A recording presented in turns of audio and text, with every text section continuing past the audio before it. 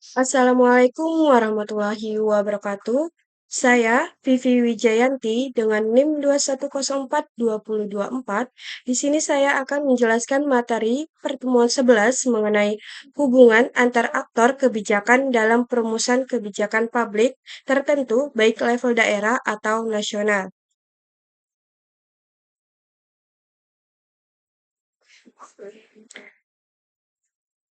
Adapun pokok bahasan yang saya akan jelaskan pada pertemuan 11 yaitu hubungan antar aktor kebijakan dalam perumusan kebijakan publik, di mana hubungan antar aktor kebijakan dalam perumusan kebijakan publik merupakan suatu aspek penting yang menentukan arah dan efektivitas suatu kebijakan.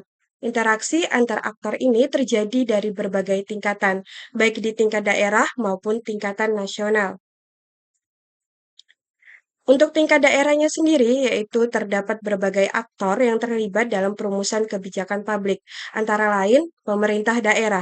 Di sini pemerintah daerah merupakan aktor utama yang memiliki kewenangan untuk merumuskan dan melaksanakan kebijakan publik di daerahnya.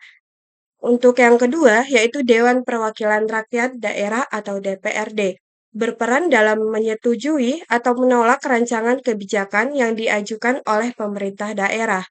Organisasi masyarakat sipil atau OMS, di mana di sini mewakili kepentingan masyarakat dalam proses perumusan kebijakan. Selanjutnya yaitu aktor sektor swasta dapat memberikan masukan dan berpartisipasi dalam pelaksanaan kebijakan.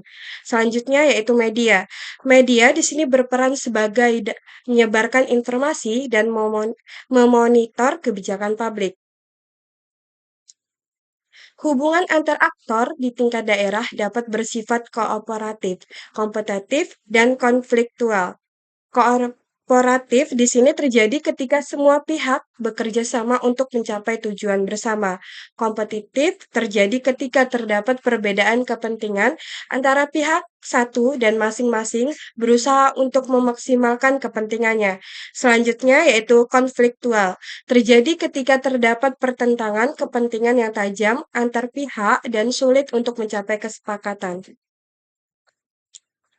Dinamika hubungan antar aktor di tingkat daerah sangat dipengaruhi oleh faktor-faktor seperti keterbukaan dan akuntabilitas pemerintah daerah, kapasitas dan partisipasi masyarakat sipil, keberpihakan sektor swasta terhadap kepentingan masyarakat, dan yang terakhir yaitu keberanian media dalam memberitakan informasi yang objektif dan kritis.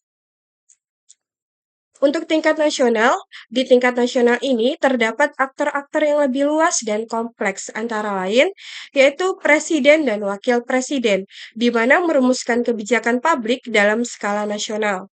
Kedua, yaitu Dewan Perwakilan Rakyat atau DPRD atau DPR, di mana memiliki kewenangan untuk menyetujui atau menolak rancangan undang-undang yang diajukan oleh pemerintah.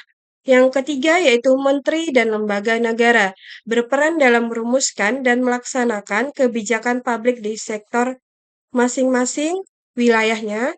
Dan yang keempat yaitu Mahkamah Agung. Mahkamah Agung ini memiliki kewenangan untuk menguji konstitusionalitas undang-undang dan peraturan perundang-undangan lainnya. Yang kelima yaitu kelompok kepentingan, di mana kelompok kepentingan ini mewakili kepentingan berbagai kelompok masyarakat dalam proses perumusan kebijakan. Yang keenam yaitu media massa, berperan dalam menyebarkan informasi dan memonitor kebijakan publik. Hubungan antara aktor di tingkat nasional juga dapat bersifat kooperatif, kompetitif, dan konfliktual.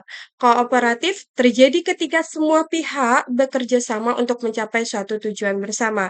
Kompetitif yaitu terjadi ketika terdapat perbedaan kepentingan antar pihak dan masing-masing berusaha untuk memaksimalkan kepentingannya. Konfliktual terjadi ketika terdapat pertentangan kepentingan yang tajam antar pihak dan sulit untuk mencapai suatu kesepakatan.